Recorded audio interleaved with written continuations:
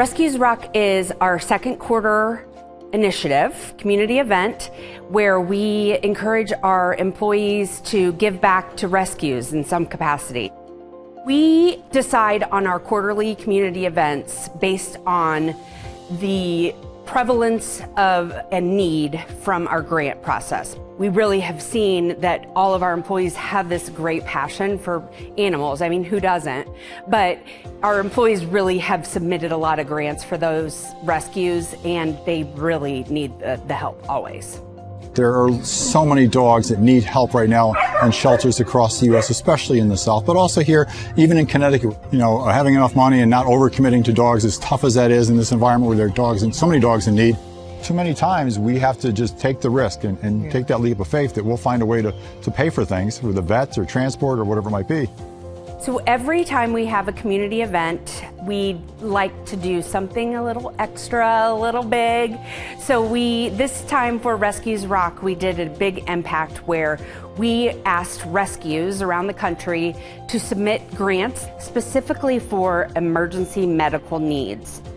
And we were going along and reading the grant applications and really thought, oh, you know, we want to be able to give one shelter an extra boost, but then we just couldn't choose. There was one that really stood out, but there were others that we just thought, wow, it would be awesome if we could do this.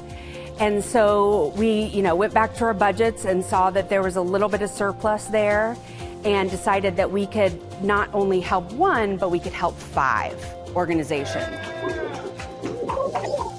And then we had this amazing request that was not even for their rescue. It was for another rescue at an area of the country that has been overrun by pet population, and these animals are basically starving. When the committee read about that, it pulled at everybody's heartstrings, and they were blown away by their generosity. So instead of 10 grand, what do you guys think about 30? I mean, the largest grant we'd ever gotten before, and that was only one time, was $10,000. So you can imagine, 3 times that what was going through our head. We realized what just happened. And this $30,000 will go towards boarding, towards vetting, towards setting up transport, and all those things necessary that we just kind of have to hope for many times. We'll be able to do that and know that we have the funds and make a difference right away. We have 9 puppies coming up from Texas this weekend. Well, that's expensive. There's going to be vet bills. And this gave us an opportunity to say, okay, we know on this one we're covered, and we still have funds to go help a lot more. And we've already started to think about that.